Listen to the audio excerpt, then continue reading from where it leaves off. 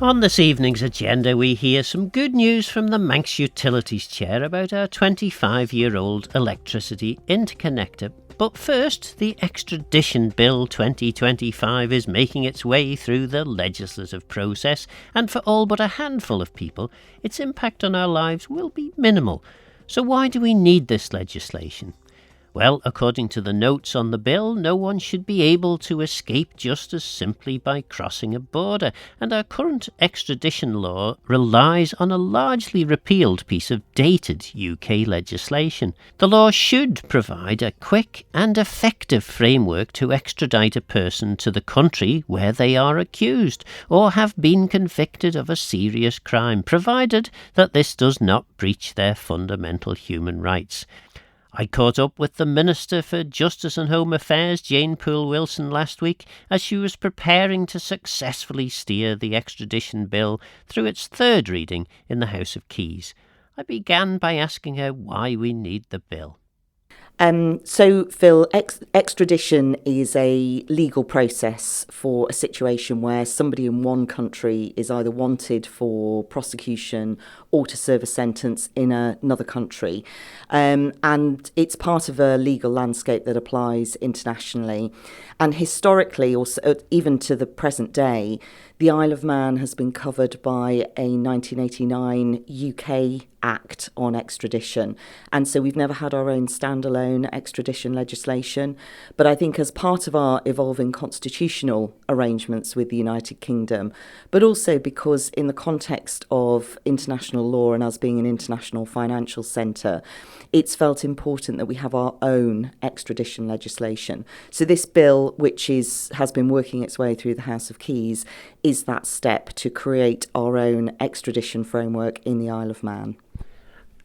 And in the past, as you've described, we were just able to extend or have UK acts extended to the Isle of Man. That seems to work when it's something complex and generally something that we don't tend to use in the Isle of Man that much, like an extradition act. So why specifically then do we need our own piece of legislation? Yes, I think that you're absolutely right, and there are still examples where we might put in what's known as a permissive extent clause into an Act of Parliament in England and Wales, and then extend it to us to the extent it's relevant. But the reason why it's important for us to have our own legislation on extradition is, as I said, in part an evolving constitutional development. So, for example, the 1989 legislation in the United Kingdom has now been repealed for itself. They have a more up-to-date Act, a 2003 Extradition Act in the United Kingdom. And our other Crown dependency colleagues, Jersey and Guernsey, have also put in place their own extradition legislation. And so it is natural for the Isle of Man to follow suit. In addition, in relation to this particular topic, in terms of the Financial Action Task Force, which is the body that set the recommendations against which we're assessed during our Moneyval assessment, one of their recommendations is that each jurisdiction should have its own extradition legislation. So there are good reasons in this case why it's important to have this bill for ourselves. And why specifically did they think that was necessary? Do you remember? I don't think it's just one of the Financial Action Task Force recommendations, and I think it's an important way that we can show that we take those seriously, that we have progressed legislation on this topic for ourselves. So that would have been the previous Moneyval exercise, presumably.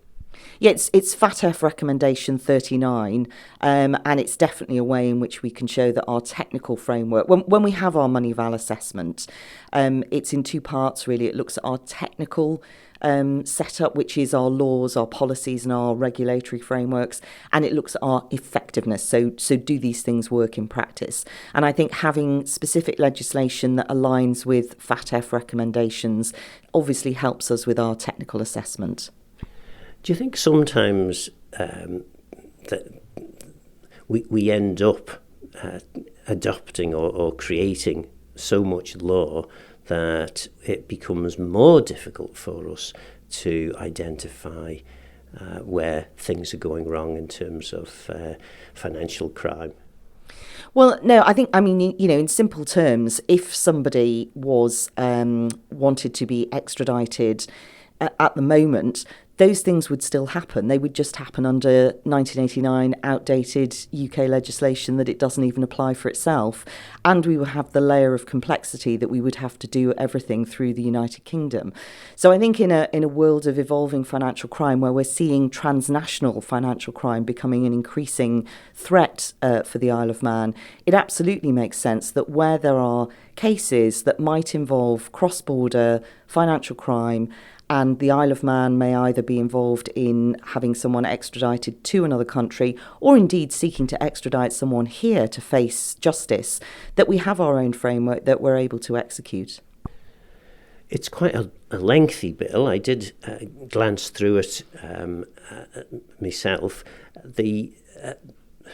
Much, though, of what's included in the bill is effectively perhaps dusting down, maybe updating a little bit, but taking what was in the old 1989 bill, or Act, I should say, and putting it into one of ours, or did I miss something really important? I think actually the history behind this legislation is that actually the 1989 legislation is considerably out of date, and a number of reviews have taken place in the United Kingdom, which is why they updated their own legislation to the 2003 Act. So actually our legislation is based on that more updated 2003 Act, as well as looking at the Jersey and Guernsey legislation. The other thing we know about the Jersey legislation is that there have been a couple of extradition matters, so we know the legislation has been tested from that perspective. So we haven't updated a 1989 piece of legislation. We've actually taken on board the developments since then, and our legislation is up to date in that sense, but also I think importantly it's legislation that has been tested elsewhere. So let's suppose somebody in the Isle of Man decides that they've worked out a way to fiddle some financial system or other, and they get caught out, and somebody in Germany takes a prosecution. What happens in terms of the process? How can that person be extradited, first of all, and how does that whole process work? So for your listeners, I'll try not to delve into the vast amounts of detail, because you're right, the bill is a lengthy bill. It's 137 clauses. But in essence, what would happen is a territory, so you mentioned Germany, but whatever the other country is, would make a request for extradition, and then it would start a process here. And the process begins with the Attorney General checking that the request is valid. If it is valid, it then moves into our judicial process here. It's very important to say that extradition is in large part a judicial process. So it would go to the High Bailiff, an arrest warrant or a provisional arrest warrant can be issued, and then there's an extradition hearing. And the legislation sets out very specifically what the High Bailiff must do as part of that hearing. So it involves looking at whether the request is valid, and there are tests in the legislation for that. And it also looks at whether there are any bars to extradition, and they are set out in the legislation. One of those bars, for example, is double jeopardy, where you can't be prosecuted for the same crime twice. But there are other bars, such as what are known in the bill as extraneous considerations. So the question there is there an ulterior motive, if you like, for the extradition, for example, somebody's gender or race or politics or religion? So there are a series of questions the High Bailiff must ask. That includes human rights considerations. And once the High Bailiff has answered all of those questions and determines an extradition is in order, it is then finally referred back to the Attorney General, who has some final checks to make, one of which is to assess whether or not the individual might be subject to the death penalty if they were to be extradited. But once the Attorney General determines that the extradition can go ahead, the Attorney General would make the extradition order, and then there is a period of 2 months within which the extradition must take place.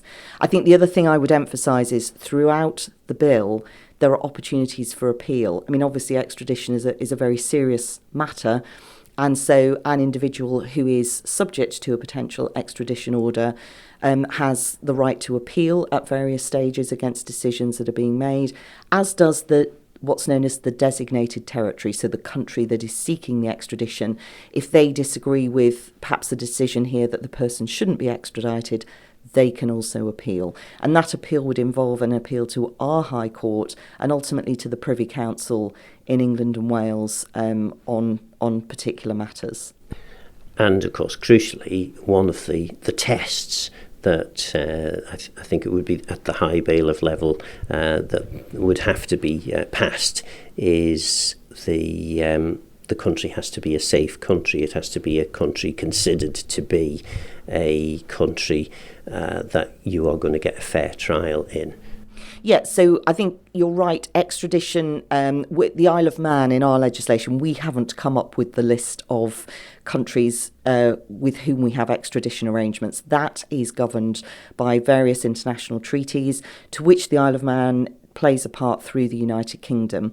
And in our bill, we have two types of countries listed in the schedule, Part 1 territories and Part 2 territories, and the process slightly differs according to which type of country. It's also possible within the bill for there to be special extradition arrangements put in place with a country that might not be listed, but again that would be done via the United Kingdom, and there are going to be considerations such as whether or not the United Kingdom would enter into an international treaty on extradition grounds. Indeed, one of the amendments we saw in the House of Keys during the clauses stage was to remove Zimbabwe from our bill because that is currently removed from the list of designated territories for the United Kingdom. One of the things, and I seem to, this shows what sort of a legislative nerd I am. I seem to remember thinking this at the time that it was out for consultation, but maybe I'm confusing another bill. There's no actual extradition in place or legislation in place for the Republic of Ireland. Now, is that because of the common travel area? So actually in our bill, because we're creating our own extradition framework, one of the things that is being repealed actually is not only the application of the 1989 England and Wales legislation, but also I think it's a 1960s arrangement we have with the Republic of Ireland. So our arrangements within the United Kingdom and Ireland will be around the backing of warrants, which has been a long-standing way in which we would deal with matters that transcend our territory within our home nations, if I were to put it that way. Okay, and the bill is progressing nicely through the House of Keys. It's expected, is it third reading that is the next stage that you'll be at? Yes, so we're talking on Tuesday, and so we'll be going into the House of Keys, and I'll be moving the third reading of the bill in the Keys sitting. And then off to Legislative Council, where it may spend a couple of months and then it'll go for Royal Assent.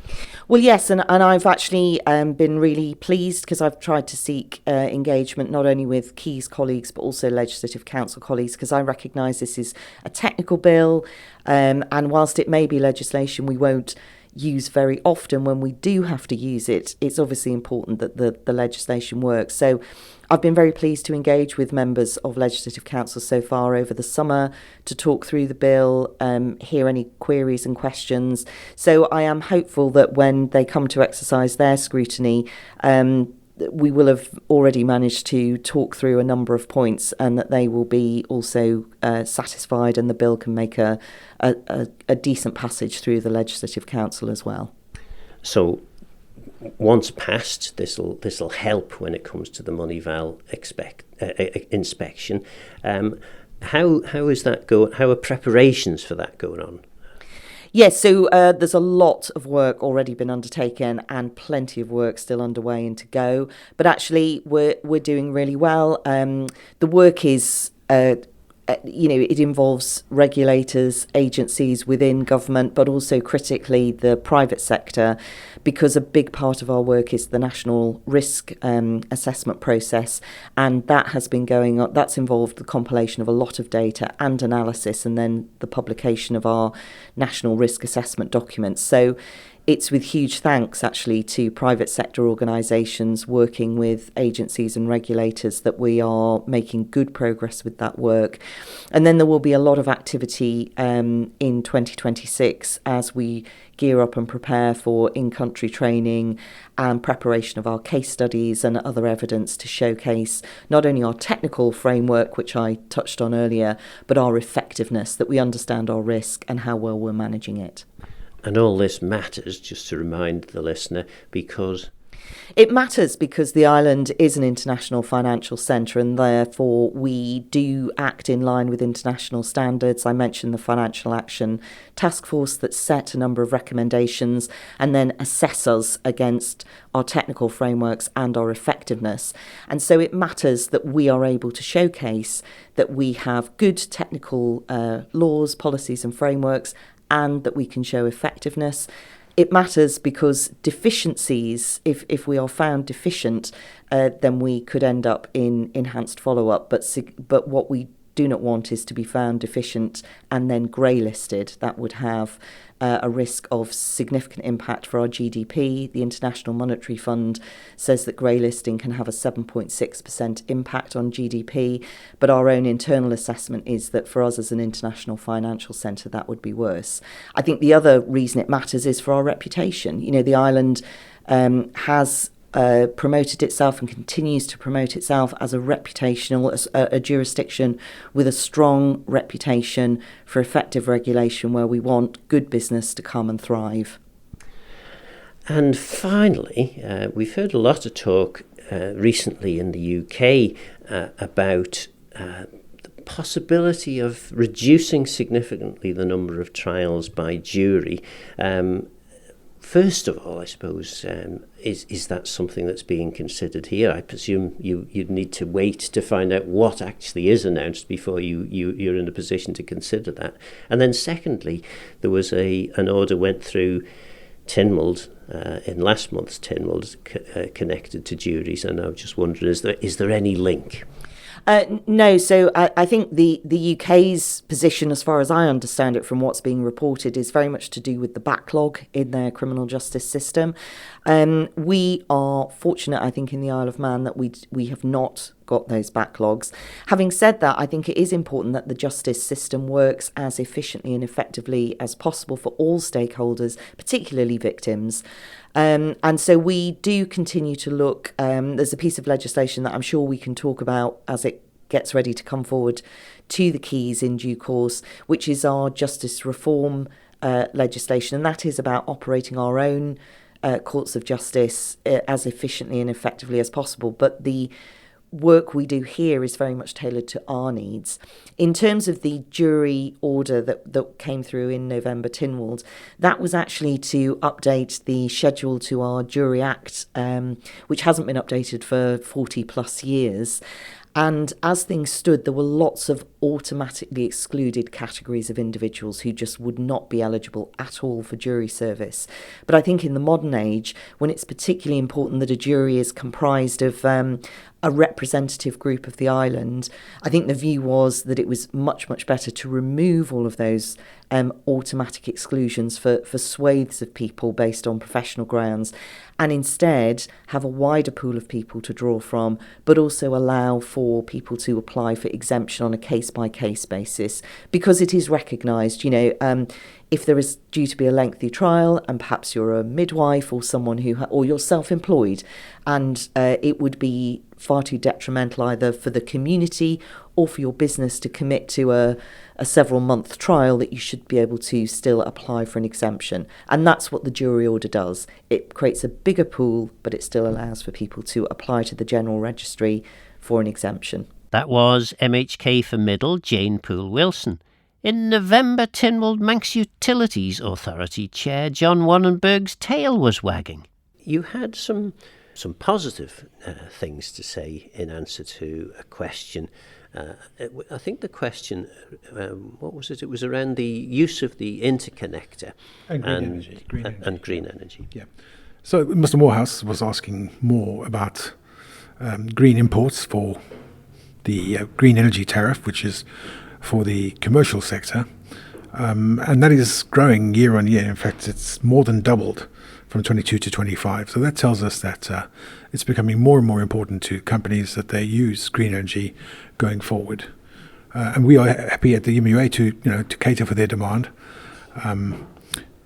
We have something which we call the regional, the renewable energy guarantee of origin, where we source the energy from, be it a wind farm or a solar display in the UK, and we block that part off, and it comes and it's used for that company.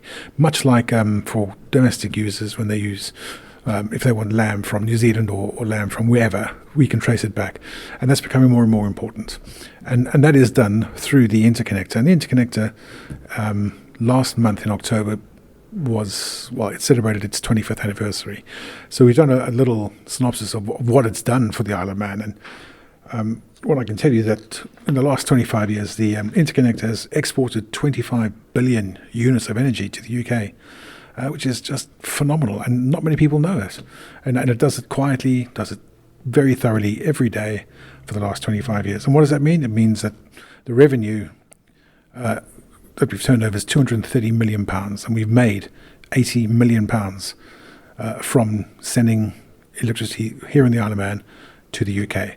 And that equates to £3.2 million a year, £61,000 a day profit for the Isle of Man. So that shows, it's testament to those politicians at the time, testament to the MUA at the time, or MEA as it was, that we can handle these big infrastructure projects and we can do it well.